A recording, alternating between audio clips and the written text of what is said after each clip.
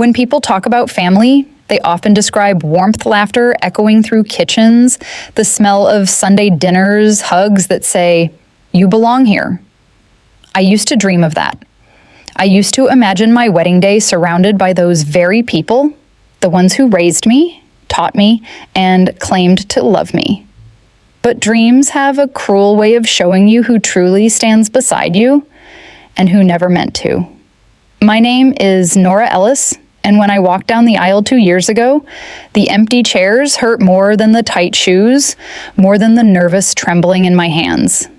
There were gaps where my family should have been a row that should have held my mother's soft tears, my father's proud smile, my sister's teasing wink. But none of them came. Not one. They said they were too busy, that things had gotten complicated, that they didn't feel comfortable attending. I told myself I understood. I told myself maybe they'd send a message later or a small gift or even just an apology. But silence became the loudest guest at my wedding, and I married the man I loved, Julian Hart, with a heart that felt both full and hollow at the same time. If you've ever stood in a room meant for love and felt invisible, you'll understand. Before we go deeper, I want to thank you for listening to these calm, emotional stories. If you enjoy real-life reflections about family, love, and realization, don't forget to like, share, and subscribe. It helps me keep sharing stories that heal and reveal. Now let's go back to the day everything came full circle. It was nearly 2 years later when Julian and I finally bought our first home. It wasn't a mansion, but it was ours small, warm, painted in the color of new beginnings. A home built not on wealth, but on patience and hard work. And when we sent out the invitations for our housewarming party, I did it without expectation. I told myself it was just a polite gesture that they wouldn't come.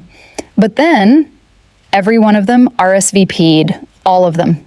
The same family who couldn't find time for my wedding suddenly cleared their schedules for a housewarming. I remember standing by the window that morning, watching Julian light candles and adjust the snacks, and feeling my chest tighten. "They're really coming," I whispered. He looked up from the table, his expression soft, but cautious. "Nora, maybe they're trying to make things right." I wanted to believe that. I wanted to believe they'd changed, that 2 years had given them time to see me, to see that I was still their daughter, their sister, their family. But as I would soon learn, sometimes people don't come to reconnect. They come to inspect. At 5 p.m., the first car pulled into the driveway. It was my sister Camille, her smile bright, but her eyes calculating. Behind her was my mother, Elena, dressed impeccably as always, holding a gift bag that looked more expensive than thoughtful. Then came my father, Richard, quiet as usual, and my cousins trailing behind like polite shadows. The house suddenly felt smaller, filled with the smell of perfume and judgment. Julian greeted them first, ever the gentleman, offering drinks and warmth that I struggled to match. I forced a smile so tight it ached. They returned it, smiles that didn't reach their eyes, laughter that sounded practiced. "Beautiful home," Camille said, her tone laced with something I couldn't quite name. "Thank you," I replied, glancing at her perfectly manicured hands as they traced the edge of our dining table like she was checking for dust. My mother's eyes traveled across the room, pausing on the family photos on the mantle, Julian and me at the lake, our first anniversary dinner, our dog curled up beside us on the couch. She didn't say anything, just nodded slightly, as if acknowledging a painting she didn't quite like but couldn't criticize in public. Dinner was light, full of half compliments and long silences. "So," Camille said, crossing her legs elegantly, "you must really love this neighborhood. It's modest, but cozy." Julian smiled politely. "It's perfect for us." She hummed, eyes flicking toward me. "Of course, for now." It was then I realized this wasn't reconciliation. This was surveillance. They hadn't come to celebrate me. They'd come to see what they'd missed to measure the life I built without them, to reassure themselves that walking away hadn't cost them anything. Every time I spoke, someone interrupted. Every time Julian praised me, someone redirected. And every time I laughed, my mother's expression tightened, as if joy itself was an act of rebellion. After dessert, Camille stood near the window sipping wine and whispered just loud enough for me to hear. "It's nice, Nora. Really, I just didn't think you'd actually settle down with him." Her words hit like a shard of glass, small, sharp, deliberate. Julian reached for my hand under the table, his fingers steady against my trembling palm. I smiled, not because I was okay, but because I refused to let them see me break. But the night wasn't over, and before the evening ended, one conversation would finally reveal why they had all skipped my wedding and what they really came here to find. When the night began, I told myself I'd just survive it, smile, serve, and wait for it to end. But survival gets harder when the people you're trying to endure once meant everything to you. As more guests arrived, neighbors, Julian's coworkers, a couple of friends, the tension started to blend into the background noise. My family's presence, though, remained sharp and heavy, like glass dust on the air. Camille hovered near the kitchen island, sipping white wine and offering hollow compliments to Julian.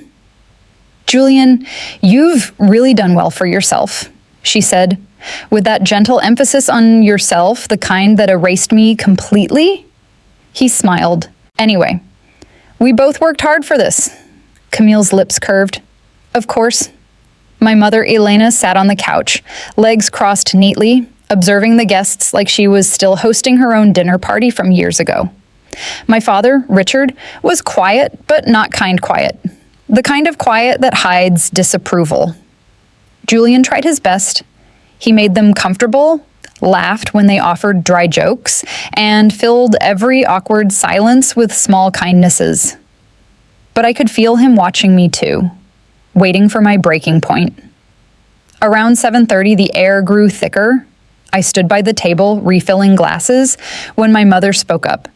Her voice, calm, deliberate, surgical. "So, Nora," she began, "how are things between you and Julian?" Her tone made his name sound like a word she'd rather not say out loud. "Good," I said quickly. "We're happy. The move's been a lot, but..." She interrupted. "I'm glad you're managing. You always did like proving a point." My hand froze midair, the wine bottle trembling slightly. Proving a point. That's what she thought this was. That my marriage, my home, my entire life was just a rebellion against their judgment. Julian glanced at me, his eyes asking, "Do you want me to step in?" I gave him a small shake of the head. No, I needed to handle this. I placed the bottle down gently. "It's not about proving anything, Mom. It's about living my life the way I want to." Camille chuckled softly. "The way you want, or the way he wants?" There it was, the dagger. The room went quiet. Even the soft hum of conversation from the other guests seemed to pause. Julian straightened in his chair, but before he could speak, my mother added, "Camille, please. She made her choices." Her words sounded like grace, but I knew better. That was her favorite tactic: deliver the insult, then pretend to calm the room. I took a slow breath, letting my fingers tighten around the edge of the counter. "You're right, Mom. I did make my choices, and I'm proud of them." For the first time that night, she looked at me. Really looked. Not as her daughter, but as a woman she no longer controlled. The corners of her mouth turned downward, faintly. "Pride can be dangerous, Nora." Julian stood up then, his tone gentle but firm. "Mrs. Ellis, maybe tonight's not the best time for this conversation." My father cleared his throat. "We're just talking, son. son. He hadn't called Julian that before. It sounded forced, almost mocking. And then from across the room, Camille said something that changed the air entirely. Talking is fine, but maybe now's the time for truth, don't you think, Dad? Richard looked uncomfortable, shifting in his seat. Camille, let's not. But she pressed on, her voice bright, falsely casual. I just think if we're all here, finally it's time Nora knows why everyone really missed her wedding. My stomach dropped. The words felt like a gust of cold air rushing through the room. I glanced at my mother, but she didn't stop Camille. She just stared at the glass in her hand, swirling the wine as if she'd been waiting for this moment.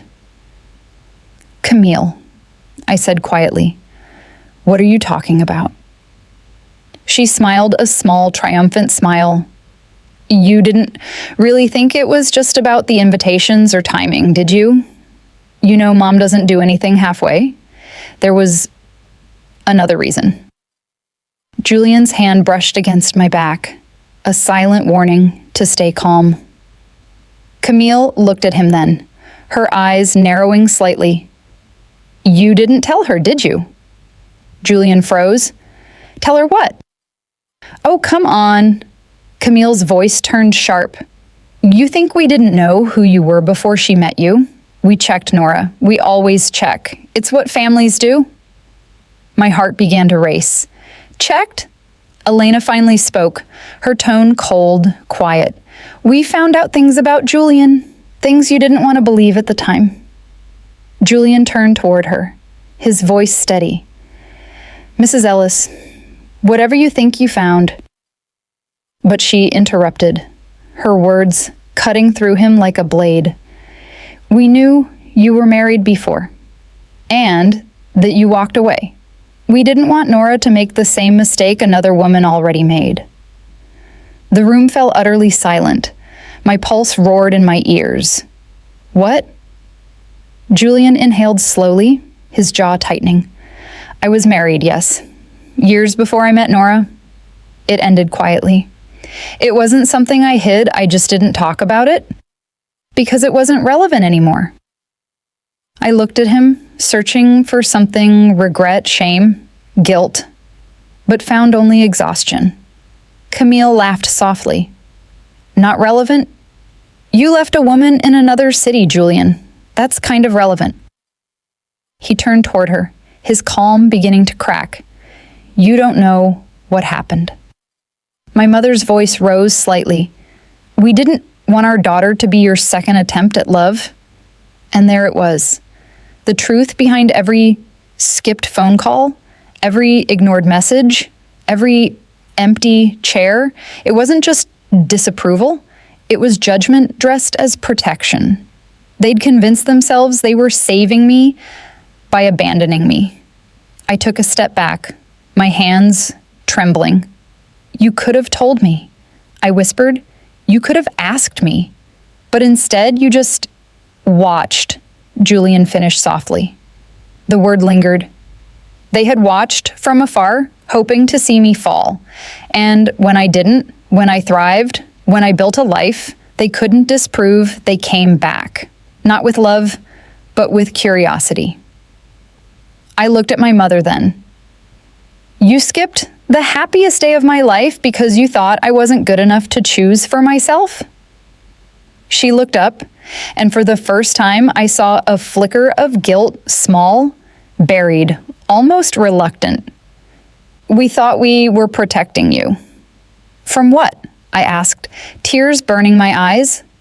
From living? From growing up? Or from not needing you anymore? No one answered. Julian wrapped his arm around me, guiding me away from the tension, but I stopped, because I wasn't done. I turned to Camille. You all came here tonight to see if I'd regret my choices. But I don't. You wanted to measure my happiness, and I hope you're paying attention. Because this, I gestured around the home, at Julian, at the quiet peace in the chaos, is what real love looks like. Imperfect, but honest. The silence that followed was heavier than any scream. The guests who weren't part of my family sensed it, that sudden chill in the air. One by one, they made polite excuses, stepping out into the night, their smiles dimming as they passed through the front door. When the last neighbor left, the silence that settled over the house was suffocating. The candles flickered on the mantel, their glow trembling like my heartbeat. Julian stood beside me, his arm still protectively at my back, while my family sat in a line on the couch, a quiet jury waiting for me to break. I wasn't going to. Not this time. "Tell me," I said softly, my voice steadier than I felt. "What else did you find out? What else did you decide for me without asking?" Camille crossed her legs, pretending to think. "We didn't decide, Nora. We just gathered facts. You were moving too fast with him, and someone had to protect you." I looked at her, really looked, and saw not a sister, but a woman who'd spent her life defining herself by comparison. Camille had always been the golden one, the perfect daughter, the safe choice. Her life was a collection of check marks. Perfect job, perfect husband, perfect children, perfect distance from failure. And me?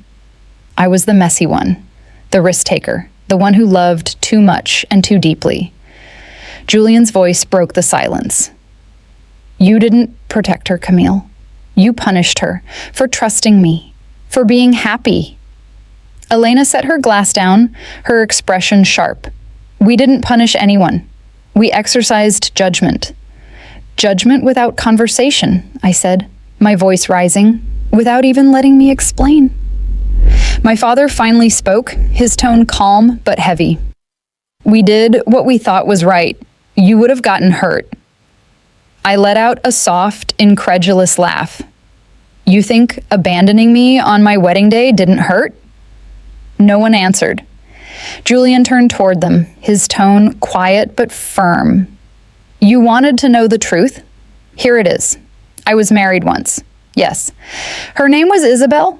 We met when I was 23. We were young, ambitious, and thought love could fix anything. But she had her demons, and I had mine. When she left, she didn't just walk away from me. She walked away from herself. I never saw her again." Camille folded her arms. "And that's supposed to make us feel better?" Julian's gaze didn't waver. "No. It's supposed to remind you that people are more than their worst chapters." I looked between them. My husband, who had just bared his past without flinching, and my family, who couldn't even own the pain they'd caused. "I told you about Julian," I said to my mother. "I told you how kind he was, how patient. But you didn't listen. You already had your version of him, the one that fit your narrative." Elena's lips tightened. "We only wanted the best for you." I felt my chest constrict. "No, you wanted control." Her eyes flickered, a brief tremor of truth breaking through before she looked away. Camille leaned back, smirking faintly. "You always did like drama, Nora." That word, drama, it was her favorite shield, the one she used to dismiss anything real. Julian's jaw clenched. "That's enough." Camille turned to him, cool and unbothered. "We're family, Julian. We can speak plainly here." I stepped forward. "No, Camille, I'll speak plainly." My voice trembled not from weakness, but from holding back for too long. "All my life, you've treated me like I was too emotional, too impulsive, too much. You thought you were protecting me, but what you were really doing was keeping me small enough to control. And when I stopped needing your approval, you mistook it for betrayal." Camille's smirk faded. My mother's face turned pale, my father's shoulders stiffened.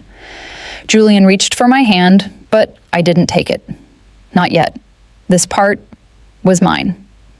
"I built a life without you," I said. "And I did it scared, alone, with people whispering behind my back that I must have done something wrong, but I didn't. I just stopped asking for permission to be happy. The words filled the space between us like light through a crack in a wall. My mother's voice softened for the first time that evening. "You've changed." "I had to," I said quietly. "You left me no choice." A long pause followed, the kind that makes you wonder if something fragile just broke or if something stronger is being born. Julian finally spoke. "Nora doesn't need your approval, but she deserves your respect." Richard sighed deeply, running a hand over his face. "This isn't how I wanted tonight to go." "No," I said. "You wanted to feel right, but right isn't the same as kind." For the first time, Camille didn't have a quick comeback. Her gaze fell to the floor, and for a brief moment, I saw something like guilt flicker across her expression. Elena, though, stood her ground. "You think you're the only one who's ever been hurt? You think it was easy for us to stay away?" I watched my daughter marry a man I didn't trust, and it nearly broke me.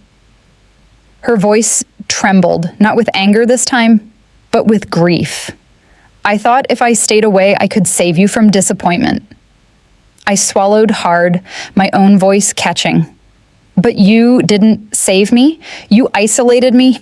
You made me believe love had to be earned through perfection." Julian's arm slid gently around me again, grounding me in the moment. My father's voice was softer now. "You're right. We failed you." Elena turned to him sharply, but he continued. "We judged him too soon, and we let our pride cost us our family." The air shifted again, lighter now, uncertain but open. Camille looked between us, her defenses beginning to crack. Maybe we just didn't know how to come back after that. I took a deep breath. "You could have started with 'I'm sorry.'" The words hung there, raw and simple. For a long time, no one spoke. Then, finally, my mother, always the proudest one, whispered, almost to herself, "I am." It wasn't much, but it was something. Julian's hand tightened around mine, and for the first time that night, I felt the weight in my chest begin to ease. I exhaled slowly. That's all I needed to hear. Camille blinked rapidly, her voice softer now. "You really love him, don't you?" I smiled faintly through the ache. "I do. And you don't have to understand it. You just have to see that I'm happy."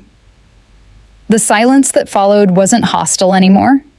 It was uncertain, yes, but quieter, gentler. The kind of silence that can lead somewhere better. As I began clearing the plates, my mother stood and helped me for the first time that night. Her movements were slow, careful, like someone relearning a language they'd forgotten how to speak. When our fingers brushed, she whispered, "Maybe we can try again." And I nodded, "Maybe." The tension that had once filled the house began to loosen, like a knot slowly giving way after years of being pulled too tight. It wasn't gone, not by a long shot, but it was lighter, fragile, tentative, the kind of peace that depends on silence staying unbroken. Julian excused himself to walk our last guest out, leaving me in the kitchen with my family. The air still smelled of roasted garlic and candle wax. Dishes clinked softly under the warm light as my mother rinsed plates beside me. It felt strange, almost unreal, to see her doing something so ordinary in my kitchen. She handed me a wet glass and said quietly, "You've made a beautiful home, Nora." I looked up at her, searching for sarcasm, for the familiar edge that usually laced her words, but there was none, just sincerity. It startled me. "Thank you," I said softly. I wanted it to feel calm. Elena nodded, her eyes wandering over the open shelves and soft cream walls. "You've always liked calm spaces. Even as a child, when Camille would run around breaking things, you'd sit with your crayons and draw in silence. I should have known you needed quiet, not approval." The admission caught me off guard. I didn't need approval, Mom, I said gently. I just needed you to show up. She paused, the water running between her fingers. I know, she whispered, and I didn't. I let fear guide me. Behind her, Camille entered the kitchen, her heels clicking against the tile, her phone in hand. Mom, Richard wants to head out soon. Elena gave a soft nod, drying her hands. All right. I turned to Camille, who lingered near the doorway. Her eyes flicked toward me, cautious, as if deciding whether to speak. Then she sighed. Look, Nora, I shouldn't have said what I said earlier about Julian. It wasn't fair. Her apology was awkward, halting, but real. I gave a small nod. Thank you. That means more than you think. Camille looked down at the floor, biting her lip. Honestly, when you got married without us there, I told myself you'd regret it. I guess part of me wanted to be right. Why? I asked softly. She shrugged. Because you always do what I don't have the courage to. You move, you love, you fall hard and get back up. And I stay where it's safe. Maybe I just couldn't stand watching you be brave. Her honesty disarmed me. I reached out and touched her arm gently. We've both made mistakes, but you were still my sister. You could have called. Camille nodded. I know, I was wrong. For the first time in years, she didn't sound like she was trying to win. She sounded like she was trying to heal. Julian re-entered the kitchen, brushing the cool night air from his jacket. Everyone's gone, he said, his tone light. Well, almost everyone. Richard appeared from the hallway, his hands in his pockets, his expression thoughtful. He looked older that night, not in years, but in the weight of unspoken things. Before we go, he said, glancing at me, I'd like to say something. We all turned to him. Even Elena looked surprised. He cleared his throat. You know, when your mother and I didn't come to the wedding, it wasn't just because of Julian. It was because we didn't know how to be happy for you when you were happy without us. We'd built our identity around you needing us. His words sank deep, like stones into still water. I thought, he continued quietly, that staying away would protect you from disappointment. But really, it just protected me from facing my own mistakes as a father. Elena turned toward him, her eyes wide, and for a fleeting second, I saw the young couple they used to be before pride and distance hardened them. Julian put an arm around me, but this time, it wasn't to protect me. It was to steady me as the truth unfolded. I'm sorry, Nora, my father said simply. You didn't deserve that. Any of it. The room fell silent, the air thick with something raw and cleansing. Thank you, I whispered, for saying that. He nodded, then glanced at Julian. And I judged you for something I didn't understand. But I can see now that my daughter chose well. Julian smiled faintly. I appreciate that, sir. Camille chuckled lightly, breaking the tension. Well, this is strange. Are we actually agreeing on something? We all laughed softly. Not loudly, but enough to make the air feel lighter again. It was then, in that rare moment of peace, that a knock came at the door. 3 sharp taps. We all turned. Julian frowned. Did we forget someone? I shook my head. Everyone had left. Or so I thought. He walked to the door, hesitated, then opened it. And standing there framed by the dim porch light was a woman I didn't recognize. Tall, dark hair swept back, eyes that looked too familiar in their sadness. She smiled faintly.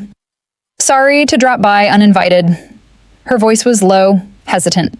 I'm looking for Julian Hart. Julian froze. His hand tightened on the doorknob. Time, Julian. My stomach clenched. Something in his tone shifted a quiet tremor, an echo of something buried. The woman nodded, her expression soft but steady. I thought so. Then she looked at me, her gaze kind but piercing. You must be Nora. My voice caught. Yes, and you are? She hesitated only a second. Isabel. The name hit the air like a spark to dry leaves. Camille's mouth fell open. My mother's eyes darted toward Julian, her old skepticism flickering back to life. Julian went pale. Isabel, he whispered. I thought you... I know, she said gently. Everyone did. The silence that followed was unbearable. Elena's voice cut through first, sharp with disbelief. You told us she left you. I thought she had, Julian said, his voice shaking. For years, I thought she was gone. Isabel looked down, her voice trembling. I was. But not the way you think? I stood frozen, my breath shallow. The family that had judged Julian for his past was now standing face to face with it, and I had no idea what was coming next. Julian's voice broke the silence, quiet but full of old fear. Why are you here, Isabel? She looked up, her eyes glistening. Because you deserve to know what really happened. And so does she. The air seemed to vanish the moment Isabel said his name, not as a stranger would, but as someone who had once spoken it with love. Julian stood motionless in the doorway, caught between the past and the present. I could feel the air around him tremble, thick with memories I didn't yet understand. Please, Isabel said softly, her hands clasped together. I didn't come to cause trouble. I just need a few minutes. Julian's throat moved as he swallowed hard. All right. He stepped aside, and she entered the sound of her heels soft against the wood, but the silence that followed was heavy enough to make the walls hold their breath. My family exchanged looks. My mother's eyes sharpened with vindication. Camille leaned slightly forward, curious and unfiltered. My father stayed quiet, watching carefully. And me? I stood still, not out of fear, but restraint. Julian closed the door and turned toward Isabel. You shouldn't be here. I know, she said quietly. But I couldn't keep running. Her voice was trembling now. For years, I told myself I'd moved on, that what happened didn't matter anymore. But it does. It always has. I finally found my voice. What happened? Isabel turned to me, and I saw the exhaustion in her eyes, the kind that comes from years of carrying something alone. You deserve to know the truth, she said, because I know what he told you, that I left him, that I walked away. Julian's jaw tightened. Isabel, don't... She cut him off gently. Julian, she needs to hear it from me. I nodded, my pulse pounding. Go on. Isabel took a slow breath. I didn't leave him. I disappeared because I had to. Camille frowned. Had to. She nodded. I was in a bad place, Nora, mentally, emotionally. My family didn't help. They made it worse. I couldn't breathe anymore, and one night I almost ended it. The words hit the room like a whisper too heavy to carry. Even my mother's stern face softened. Julian closed his eyes. You never told me that. Isabel gave a small, broken smile. I didn't tell anyone. The night I left, my brother checked me into a rehabilitation center out of state. I told him not to tell you. I thought if you knew, you'd try to save me again. And I couldn't bear the idea of dragging you down. Her voice cracked. You didn't deserve that weight. Julian looked as if the ground beneath him had shifted. All this time, I thought you'd chosen to walk away. I know, she whispered. And when I finally got better, years had passed. I found out you'd moved, changed jobs, started over. And then I saw your wedding announcement. She glanced toward me, her gaze calm, full of something that wasn't jealousy, but closure. You looked happy. I didn't want to interfere. But tonight, I saw your name in a community article, your new house, your open invitation. And I thought, Maybe it was time to give you peace. Julian's hand trembled slightly as he pressed it to his face. You could have told me. I would have understood. I wasn't ready, she said softly. And by the time I was, you had someone who loved you. You didn't need ghosts showing up at your door. The room was silent again, the kind of silence that makes you aware of every heartbeat. I took a breath, steady, but cautious. Thank you for telling me, I said. Isabel nodded slowly. You deserve to know who he really is. The man who stayed up for days when I went missing. The one who refused to file for divorce because he thought maybe I'd come home. She looked at Julian with something close to admiration. You didn't fail me. I failed myself. Julian stepped closer to her, his voice quiet but thick with emotion. You didn't fail anyone, Isabel.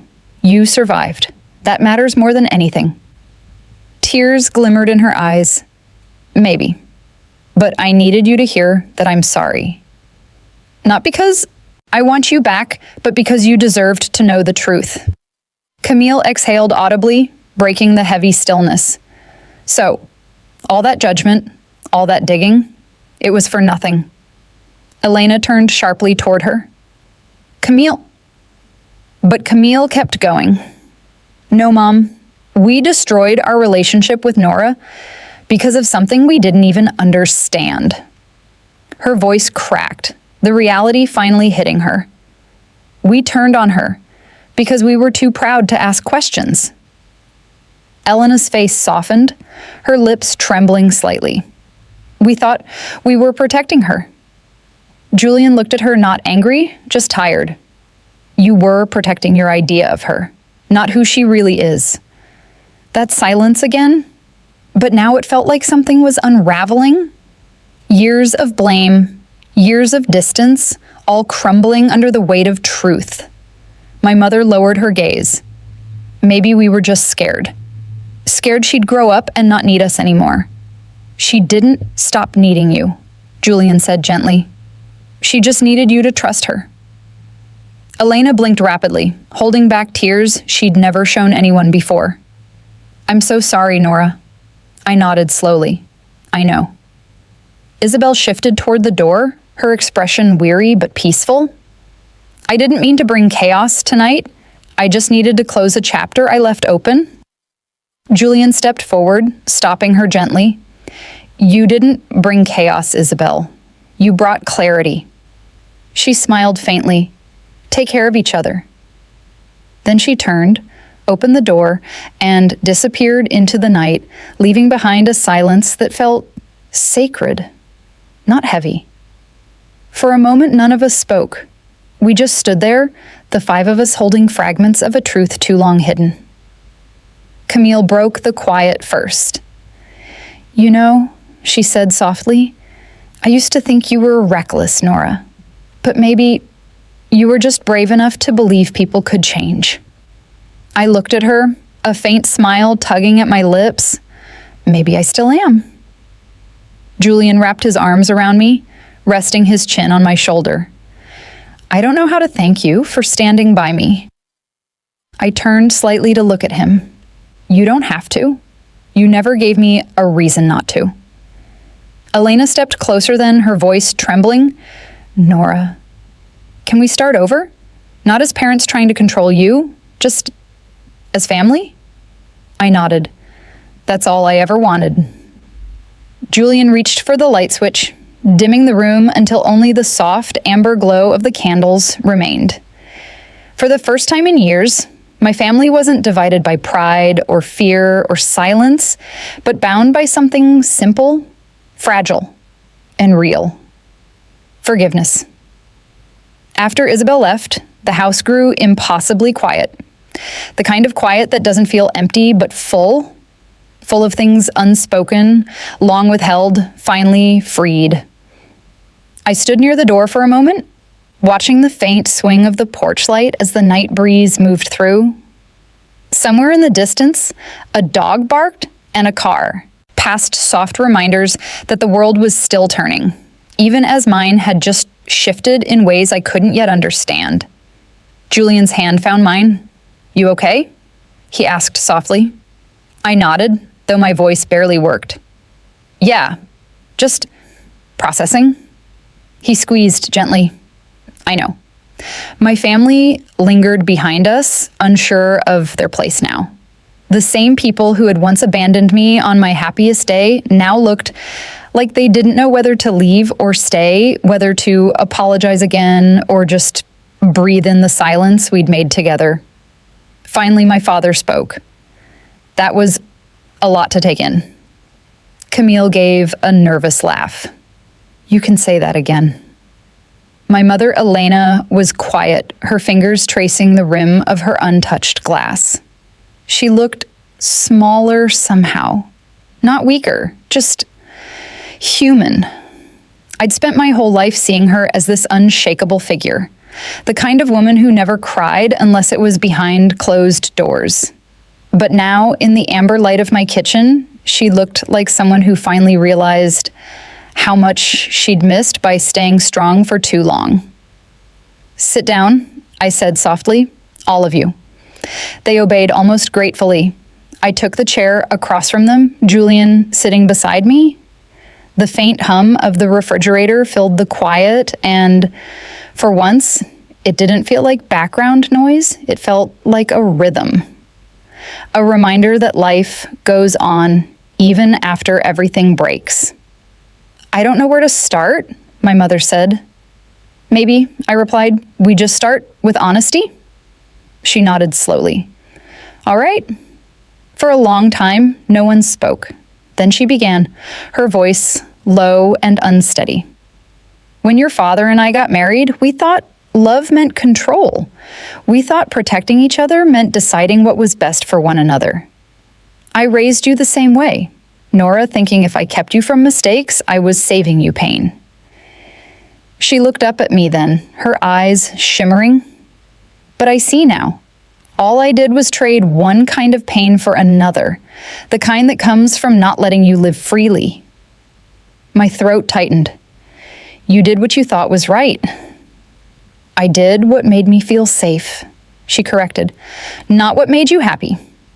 Richard reached for her hand, squeezing it gently. "We were wrong, Nora. Both of us." Hearing him say that, so plain, so quietly, undid something inside me. For years, I had carried the ache of their silence like a scar, and now their words pressed against it, not to erase it, but to remind me that scars mean healing happened. Camille leaned forward, elbows on the table.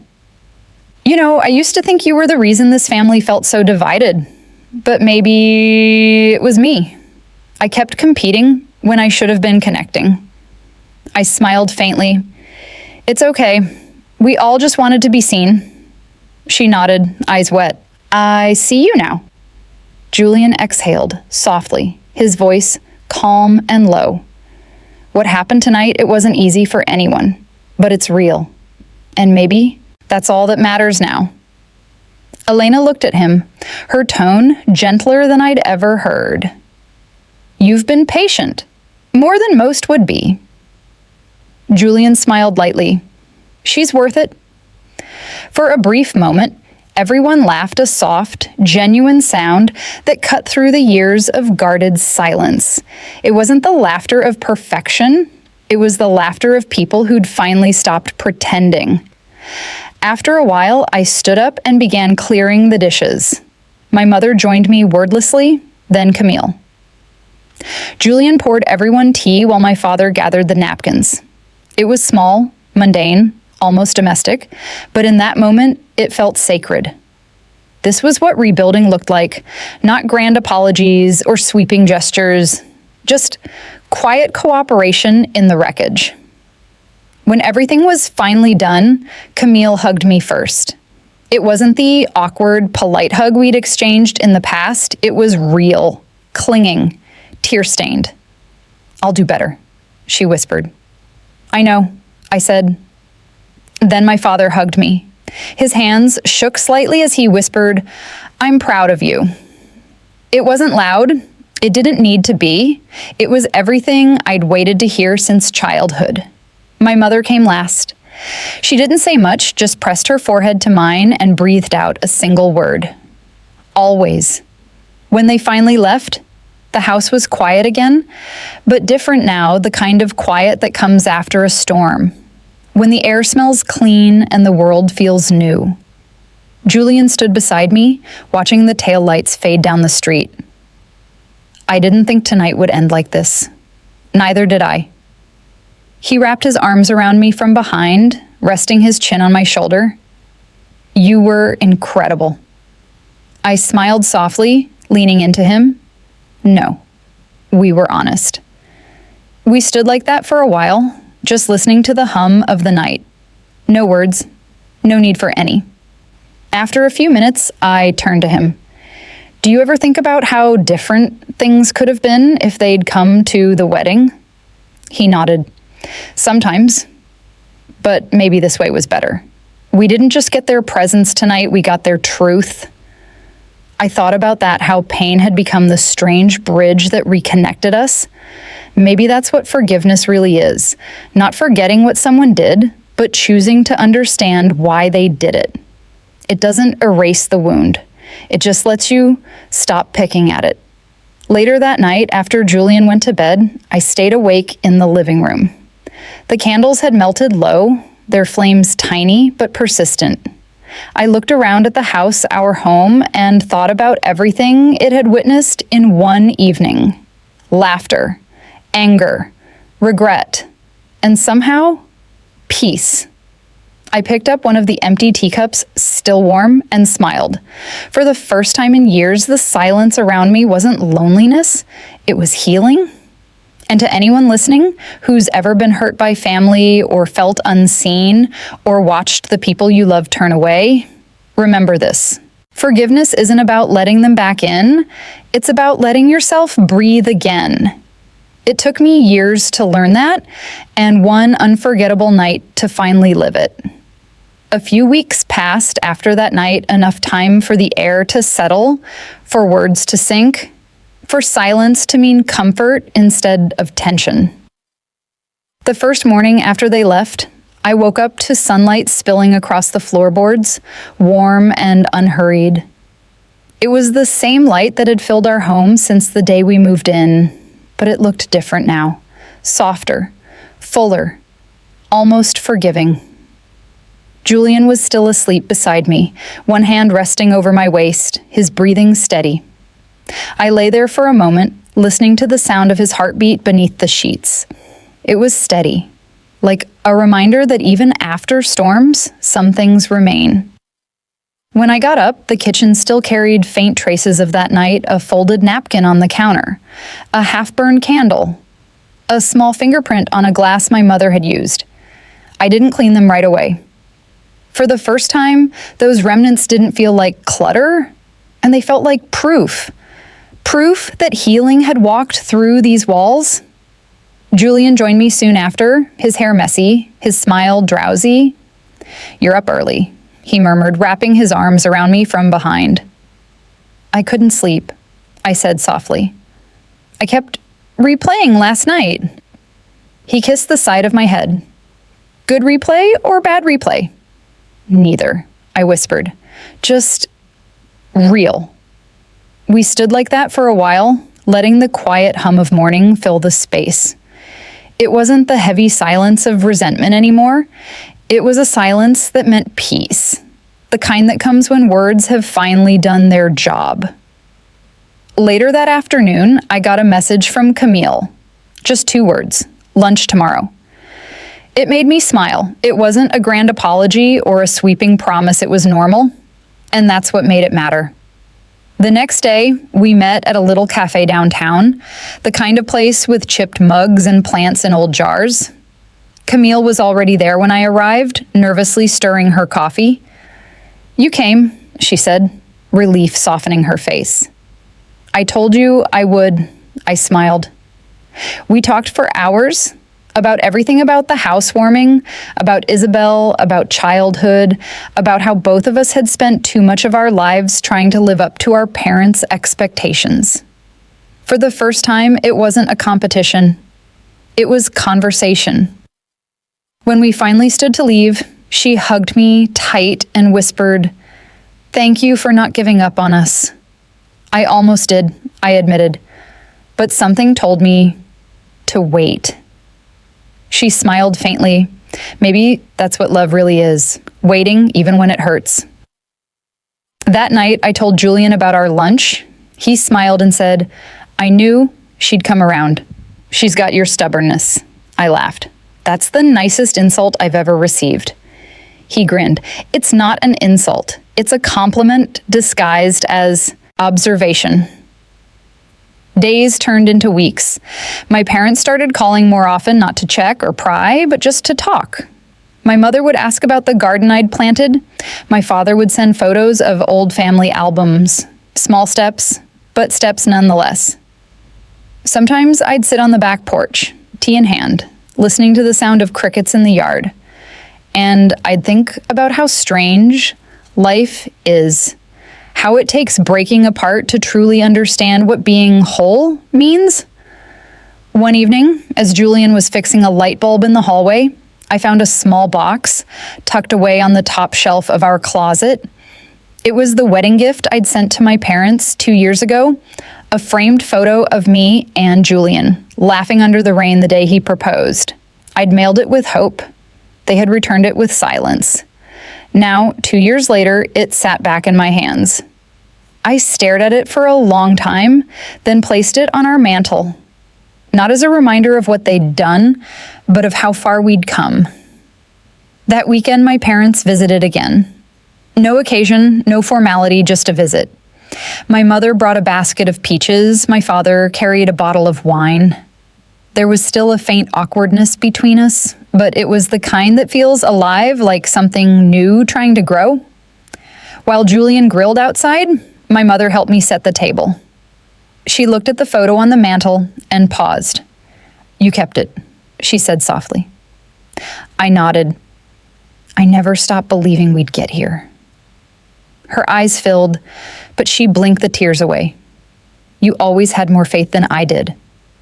"Maybe," I said, "but you taught me what to do with it." She reached over and squeezed my hand, not tightly, but tenderly, the way mothers are supposed to. That night, when everyone had gone to bed, I sat on the porch again with Julian. The sky was dark and endless, full of stars that looked too close to be real.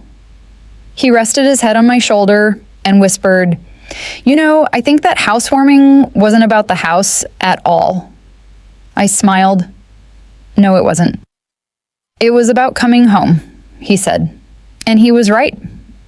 Because home isn't always the place you build. Sometimes it's the forgiveness you give. The next morning, before sunrise, I walked through the house quietly, barefoot, letting my fingertips graze the walls, the photos on the mantle, the books on the shelves, the scent of coffee already brewing, all of it, hours. But the peace inside me, that belonged to everyone who had once broken it. In the end, they didn't need to be perfect for me to love them again. They just needed to be human. If you've ever waited for someone to see you, to understand you, or to show up for you when it mattered, I hope you know this. It's never too late for love to try again. Sometimes they come to your house not because they're ready, but because something inside them finally refuses to stay away. And sometimes that's enough to begin again. It's strange how time softens even the sharpest edges. Months have passed since that night, the night when ghosts returned, when walls came down, when love found its voice again. And in those months, something quiet but extraordinary has happened. My life didn't change all at once. There was no dramatic sunrise or symbolic moment where everything clicked. It was slower, like winter melting into spring, one drop at a time. The calls with my parents became regular. Sometimes short, sometimes rambling, sometimes full of stories I'd never heard before. My father started telling me about his youth, the risks he never took, the dreams he let go of too soon. And my mother, Elena, began to share things I never thought she'd say aloud: her fears, her regrets, and the truth about how hard it was to raise two daughters while trying not to lose herself. For the first time, I began to see her not as my mother, but as a woman. A flawed, complicated, beautiful woman who had done the best she could with the tools she had. One afternoon, she told me something that stayed with me. "You know," she said, "I used to think love was something you kept safe, like a delicate vase. But now I think maybe love's more like the cracks in it, the proof that it's been held, dropped, and still somehow put back together." That line stayed with me for days. Camille, too, changed in quiet ways. She visited more often sometimes, just to drop off flowers or sit on the porch with me while the sun set. We didn't talk about the past much anymore. We didn't need to. The silence between us had stopped. Meaning distance, now it meant understanding. One evening, while we were sitting together, she said, "I never realized how much pressure I was under to be perfect until you stopped trying to be." I laughed softly. "You could have joined me sooner?" She smiled. "Maybe I wasn't brave enough back then." We watched the sky fade from gold to violet, and for once, it didn't feel like catching up, it felt like arriving. Julian watched all of this unfold quietly. He didn't say much about it, but I could see it in his eyes, that deep, contented peace that comes from knowing the worst is behind you. He'd spent years haunted by misunderstandings and half-told stories, and now finally he was free of them. One night, as we were having dinner, he looked across the table and said, "You know, I think forgiveness might be the most courageous thing you've ever done." I smiled. It wasn't courage, it was exhaustion. He chuckled. Same thing sometimes. But I knew what he meant. Forgiveness wasn't something I gave in one big moment.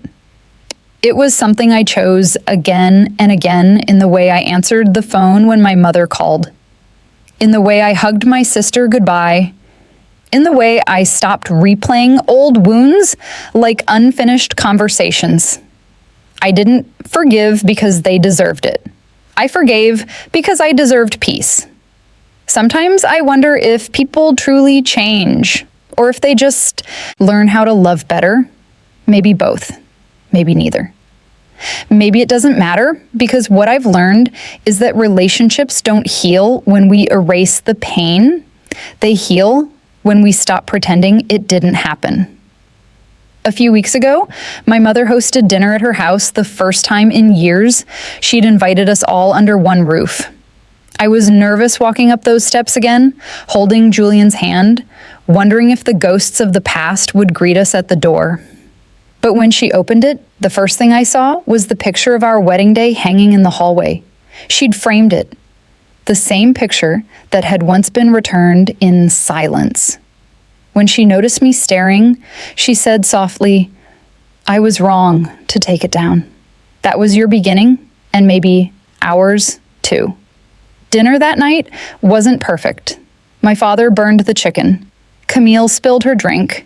Julian told a joke no one laughed at for a full 10 seconds, but I laughed anyway, because for the first time in so long, imperfection didn't feel uncomfortable. It felt like family. After dessert, my mother pulled me aside. "You know, I used to pray you'd forgive us someday." I looked at her, my voice gentle. "I already have. You just didn't know it yet." Her eyes glistened. "Then maybe now I can forgive myself too." I smiled. "That's the only way it sticks."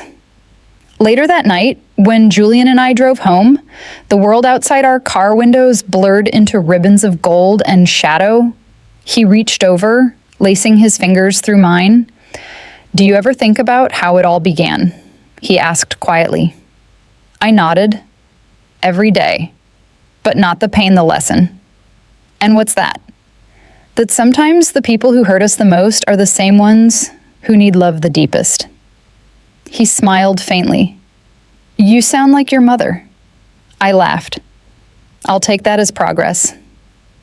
We rode the rest of the way in silence, watching the city lights flicker in the distance.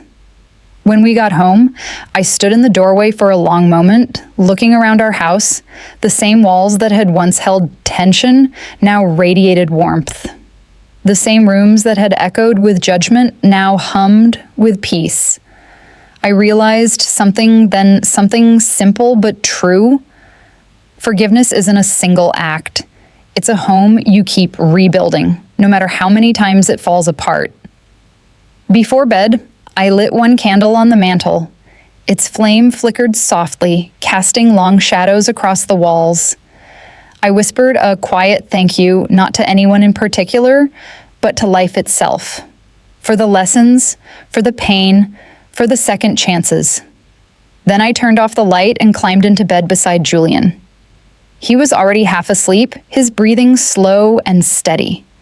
I rested my head against his chest and closed my eyes. Outside, the night was still. Inside, my heart was too. For the first time in a long, long while, I didn't feel like someone trying to prove she was okay. I simply was. A full year has passed since that evening, since the night they stood in my living room, faces tight with guilt and pride, pretending their smiles meant peace. Now, those forced smiles have become something gentler, real. Time didn't erase the past. It simply gave it shape, a story I can finally look at without flinching. It's spring again. The air outside smells like rain and lilacs. Our front yard, once bare and uncertain, is now alive with color. The vines Julian planted last year have finally bloomed, curling up the porch railing like forgiveness made visible. I'm standing by the kitchen window when I see my parents' car pulling into the driveway. Not with hesitation this time, but ease. The sight still makes something inside me catch. A year ago, I wasn't sure if they'd ever set foot here again. Now it's become almost routine.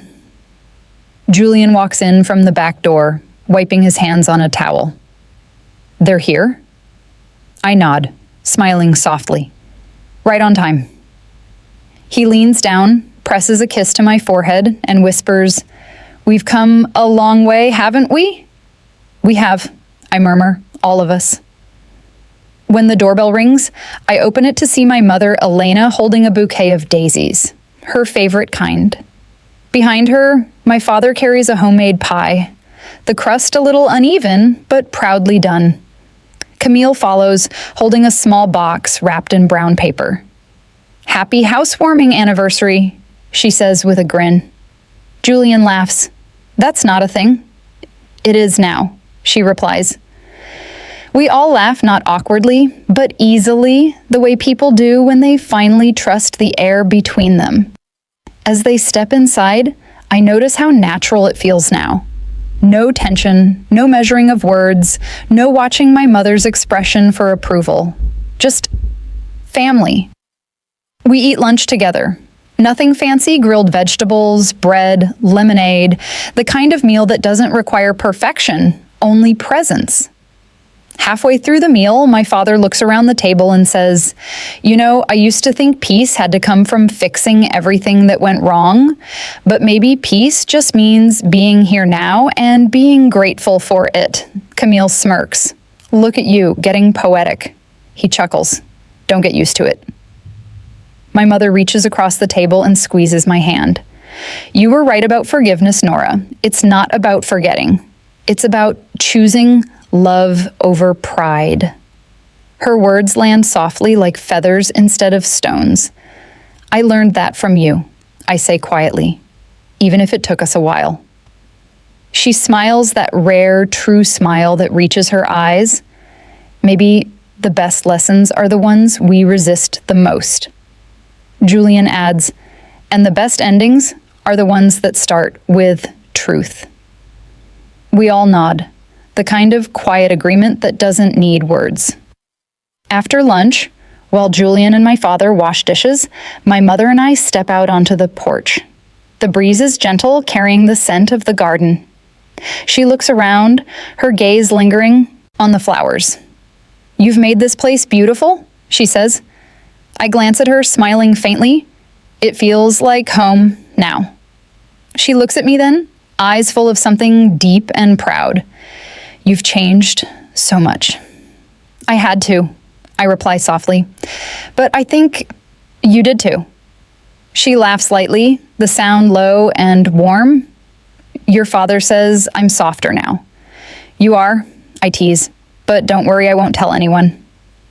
We both laugh, the kind of laughter that carries years of unspoken understanding. For a while, we just sit in silence, watching the sun slide down the horizon. Then she says, "You know, I used to think your wedding day was the moment I lost you. But now I see it was just the beginning of you finding yourself." Her voice trembles slightly as she continues, and maybe that's what love is supposed to do. Let go when it hurts, and trust that they'll come back when it's time.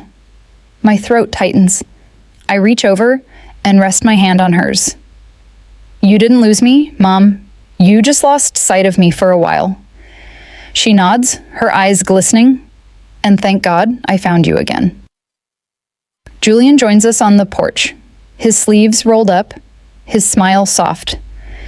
"Your dad wants to take a family photo before the light fades." I glance at the yard, where Camille is already posing dramatically by the flowers. "Of course she does," I say, laughing. We all gather there, the same family that once couldn't sit in the same room without tension. Julian sets the camera on a timer and rushes to stand beside me. He wraps his arm around my waist as my mother leans against my father's shoulder, and Camille holds up a peace sign that makes us all groan. The timer clicks, and the camera flashes. Later that evening, after they've left, I look at the photo. It's imperfect, the light uneven, my mother blinking mid-smile, my father slightly out of frame. But it's beautiful, because it's us. And for the first time, I don't see what's missing. I see what's been mended. Julian comes up behind me, wrapping his arms around me. "What are you thinking about?" I smile, leaning into him. Just how a year ago this photo would have been impossible. He kisses the side of my head, and now it's inevitable. I look at him, my eyes soft. "Do you ever think about that night, the housewarming?" He nods. "Every day. But not because of the pain, because it was the night we all started living honestly." I let out a slow breath. Yeah. It was the night everything broke just enough for the light to get in. We stand there for a while, watching the shadows stretch across the room. Later, as I place the new photo on the mantle beside our wedding picture, I realize something. Life doesn't give you perfect beginnings or endings. It just gives you moments, small, fragile, human, and asks you to love them as they are, and somehow that's enough. To anyone listening, if your family ever made you feel unseen, unloved, or uninvited, know this. Sometimes they come back not because they've changed, but because they finally saw what they were missing. And when they do, meet them with peace, not for who they were, but for who you've become. A year after the first anniversary of that night, another invitation arrived, but this time, it wasn't mine to send. It came in the mail, nestled inside an ivory envelope with gold lettering and my mother's neat handwriting. "You are cordially invited to the renewal of our vows, Elena and Richard Ellis." I remember sitting at the kitchen counter, the late afternoon sun spilling across the page, the scent of coffee and lemon candles filling the air. Julian was reading a book nearby when he looked up and asked, "What's that?" I smiled softly. "A new beginning. For them." He raised an eyebrow. "You're going?" "Of course," I said. "It's their turn to show up." The ceremony was small, a modest gathering at the same church where they'd married 40 years earlier. But this time, there were no grand decorations, no hired photographers, no long rehearsed speeches. Just people who'd stayed, who'd forgiven, who'd learned what love really meant. When Julian and I arrived, Camille was already there, fussing over the flowers with her usual mix of bossiness and charm. She spotted us immediately and waved. "You're late," she teased. "We're early," I laughed. "Fine," she said, pretending to pout. "But you're still sitting next to me." Inside the chapel, soft light filtered through stained glass windows, painting the floor in hues of crimson and gold. My father stood at the front, straightening his tie with shaky hands. My mother adjusted his boutonniere, whispering something that made him laugh, the kind of laugh I hadn't heard from him in years. For a long time, I watched them. How gentle they'd become with each other, how their movements were slower now, but surer, how they'd learned that love wasn't about control or perfection or pretending. It was about staying, not because it was easy, but because it was worth it. When the ceremony began, my mother turned toward the guests, her eyes misty but bright. She said, 40 years ago, I promised to love him for better or worse. And over the years, I learned that the worse isn't a test you pass, it's a lesson you learn. Love isn't about keeping each other safe from hurt. It's about being brave enough to face it together. My father squeezed her hand, his voice trembling as he spoke next. I used to think forgiveness was something you gave, but it's something you practice every day, on yourself and on the person you love. Their words filled the room not grand or poetic, but real. When they exchanged rings again, everyone clapped softly. I felt something loosen in my chest, something that had been holding me in place for years. Julian leaned over and whispered, "You're crying." I smiled, brushing the tears away. "I know, but it's the good kind." After the ceremony, as we stood outside under the old oak trees, my mother came to me and took both my hands. Her eyes were damp, but her smile steady. "You taught me this," she said quietly. "What do you mean?" I asked. She squeezed my hands tighter. "You taught me that love isn't a story we control. It's one we surrender to. Watching you fight for peace even when we didn't deserve it changed everything for us." Her words broke something open in me, a kind of release I didn't know I still needed. "I didn't teach you," I whispered. "We taught each other." Behind us, Camille was snapping photos, laughing as she tried to get my father to smile properly. Julian joined her, teasing him about his serious face. For once, it felt like family wasn't something to survive, it was something to celebrate. We ate in the church garden afterward, under strings of soft lights. My mother had insisted on making the desserts herself, an act of love disguised as pride. My father gave a short toast, his voice thick with emotion. "To second chances," he said, raising his glass. "To the people who give them, and to the ones brave enough to take them." Everyone clinked glasses, and I felt my heart swell. Later, as the evening light turned golden, I wandered a bit away from the crowd. The church bells had stopped, but I could still hear faint laughter behind me. The air smelled like lilacs and cinnamon, and for the first time in years, I wasn't looking backward anymore. Julian found me there, his jacket draped over one shoulder. "You okay?" he asked. I nodded. "More than okay. I think I finally understand something."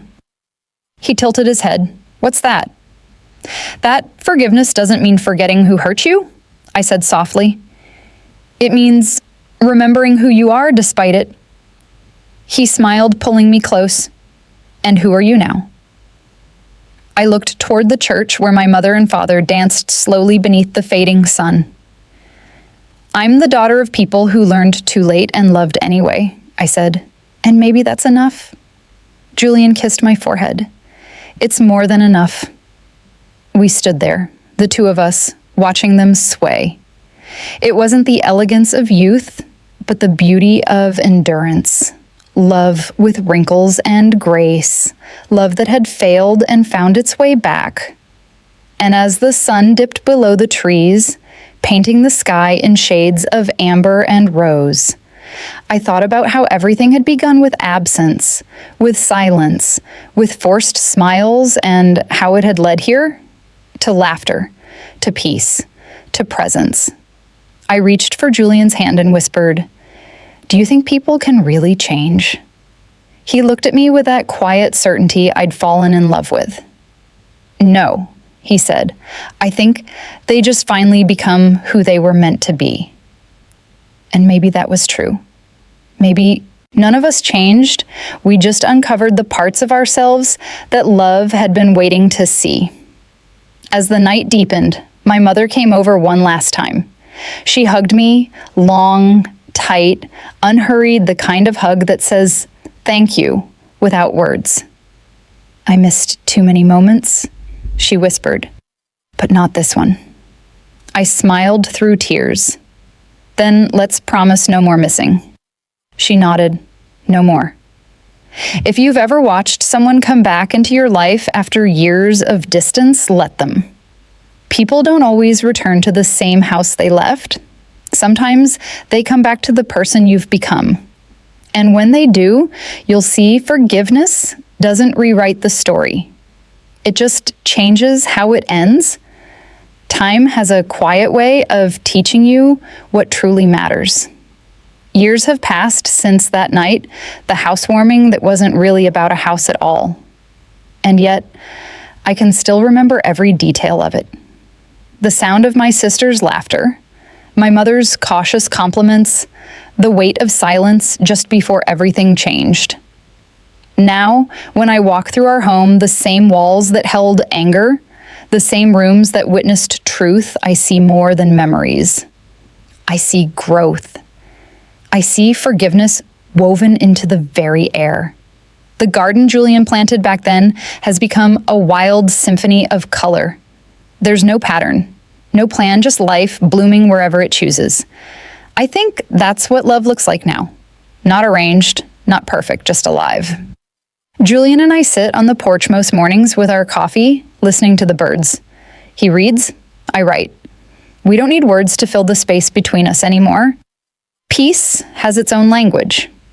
Sometimes we talk about how far we've come, not as a way of measuring pain, but gratitude. The kind that only comes when you realize how close you once were to giving up. Do you ever think about that night? I asked him one morning, watching the sunlight scatter across the yard. Every time I look at this house, he said. It's not just a home, Nora, it's proof. Of what? He smiled. That love survives things it shouldn't. And he's right, because what we went through, the judgment, the silence, the distance, it could have broken us. But instead, it became the thing that held us together, stronger than before. My parents are older now, slower, softer, and somehow brighter. My mother, Elena, spends most of her time tending her small herb garden behind their house. She says it helps her listen to the quiet. My father still insists on fixing everything himself, even when it doesn't need fixing. When we visit them on weekends, they greet us with open arms, not the stiff politeness that once filled our gatherings, but genuine warmth. My father always hugs me first, longer than necessary, as though he's still trying to make up for the years we lost. And my mother, she has become my friend, the kind who listens without judging, who asks before advising, who now says, I'm proud of you, like it's second nature. Sometimes she still apologizes out of nowhere at the grocery store during a phone call, even once at the end of a movie. I just wish I'd understood sooner, she'll say softly. And every time I tell her the same thing. You understood when it mattered. Camille's life changed too. She left the job that drained her, started a small art studio near the lake, and began teaching classes for kids. She says it's the happiest she's ever been. She still calls me almost every day sometimes to talk about work, sometimes to gossip, sometimes just to say, I needed to hear a kind voice. And I always answer, because once upon a time, I needed that too. A few months ago, Julian and I hosted another gathering, smaller this time, intimate. My parents, Camille, her husband, a few close friends. No tension, no pretending. Just family, real family, sitting around a fire, sharing food and memories. At one point, my father raised a toast. His voice cracked as he said, "To the daughter who taught us how to love honestly." I didn't cry then. But later, after everyone left, I sat on the porch under the stars and finally let the tears come, the kind that feel like release, not pain. Julian found me there. Barefoot and quiet, he sat beside me, taking my hand. "I was just thinking," I said softly, "how everything could have turned out so differently." He nodded. "If they hadn't come that night?" I smiled faintly. If they hadn't come, I might have kept carrying the anger forever. He brushed his thumb over my knuckles. Maybe they came because deep down, they were ready. They just didn't know how to say it. Maybe, I whispered. And maybe I was ready too, even though I didn't know it yet. The stars shimmered above us, endless and forgiving. Sometimes I think about the version of me from back then, the one who stood in her living room, surrounded by forced smiles, pretending she didn't care. I wish I could tell her that she'd make it through. That forgiveness doesn't make you weak, it sets you free. That one day, she'd wake up and feel peace in the same house that once held pain. That love would come back, not in the way she imagined, but in the way she needed. I've learned that forgiveness isn't a single act. It's a lifelong decision to remember with grace, to see with softness, to love without keeping score. Sometimes, when my mother visits now, she'll sit in the same chair she once occupied during that housewarming, her hands folded neatly in her lap, her smile real. And every time she leaves, she hugs me tight and says, "Thank you for waiting for me." And every time I answer, "You came exactly when you were meant to." Last week, Camille and I took our mother to the lake where Julian proposed all those years ago. The wind was cool, the sky silver with clouds. As we sat by the water, my mother turned to me and said, "You know, this lake reminds me of our family." I tilted my head. "How so?" She smiled softly. "It's calm now, but you can tell it's been through storms." I looked at her, at Camille, at the quiet ripples on the water's surface, and I realized she was right. We are all the lake, scarred by waves, shaped by storms, but still capable of reflecting the light. When we drove home that evening, the car was filled with soft music and the quiet comfort of belonging. Julian reached for my hand at a stoplight, his fingers warm and sure. "You okay?" he asked. I nodded, smiling through the window's reflection. Better than okay? Because for the first time in my life, I wasn't chasing love or waiting for approval. I was living it quietly, fully, freely. To anyone listening, if your story feels unfinished, if your heart still aches where love once stood, please know this. Forgiveness isn't about erasing the past. It's about giving your future a place to land. And sometimes, the people who once broke your heart are the same ones who teach you how to heal it. Years have a way of softening everything: grief, guilt, even the sharp edges of memory. It's been almost 15 years since that night when my family first walked into my home with their forced smiles and guarded hearts. And now, as I sit here on the same porch where it all began, I realize how time has turned those uneasy moments into something almost sacred. The garden is different now, taller, wilder, free. The vines Julian once planted have grown so thick they curtain the edges of the porch, wrapping us in green. The same house that once held judgment and silence now carries the sound of grandchildren's laughter drifting in from the yard.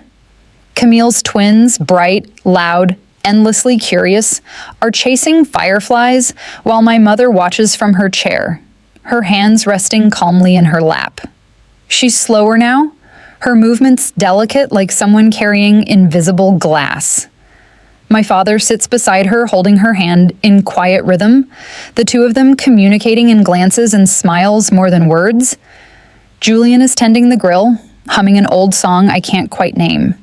His hair is grayer now, his shoulders a little stooped, but his presence feels exactly the same, solid, steady, a heartbeat disguised as a man. I'm standing at the window watching them all when Camille comes up behind me. "You're crying again," she says softly, handing me a napkin. I laugh through tears. I always cry when I'm happy. You know that. She smiles, leaning against the wall. Do you ever think about how different everything would have been if they hadn't come that night? All the time, I admit. But then I remind myself, maybe we all needed to break a little to find the light. She nods. You sound like Mom. I smile. That's how I know I've healed. Later that evening, as the sun dipped low, we all gathered around the fire pit. My father told one of his familiar stories, one we've heard so many times that even the kids could recite it. But none of us stopped him. We laughed anyway, because sometimes repetition isn't dullness, it's love, spoken in the only language memory knows. My mother leaned over and said, "You know, I used to think family was about keeping everyone close. Now I think it's about letting everyone be free and still finding your way back." I looked at her and whispered, "You did that, Mom. You found your way back?" She smiled. "No, sweetheart, you did." We sat in silence for a moment, just listening to the crickets and the soft crackle of firewood. Then she said something that caught me off guard. "When we skipped your wedding, I thought we were saving you from disappointment. I didn't realize I was becoming the source of it." Her voice trembled slightly. "That night at your house, the night we all came pretending to care, I saw something I didn't understand back then. You didn't just build a home, Nora. You built a sanctuary, a place where love could breathe again." Her words reached a place in me I hadn't touched in years. I took her hand, the same hand that once pointed in judgment, now trembling softly in mine. "You gave me the strength to do it," I said, "even when you weren't ready to watch me try." She smiled faintly. Maybe that's what love really is, letting someone grow even when it hurts to let go. After dinner, when everyone had gone inside, Julian and I stayed outside by the fire. The stars were sharp and endless above us, the kind of night that makes you feel both small and infinite. He leaned back in his chair, the firelight flickering across his face. "They're getting older," he said quietly. "I know." "Your mom's voice, it's softer now." "It's peace," I said. "That's what peace sounds like when it finally arrives." He reached over, brushing my hair away from my face. "You did that, Nora." I shook my head. "No, we did." He smiled, that slow, tired, beautiful smile I've loved for decades. "You always share credit, even when it's yours. Because love was never meant to be owned," I said softly. "It's meant to be shared." We sat in comfortable silence for a long while, watching the embers pulse and fade. Then I said, almost to myself, "Do you think they'll remember this? Our kids? Our grandkids?" Julian tilted his head. "What do you mean?" "This, the peace, the warmth, the way we fought to get here. Do you think they'll remember what it cost?" He reached for my hand. "Maybe not every detail, but they'll feel it, and maybe that's better." The next morning, before anyone else woke, I walked through the house one more time.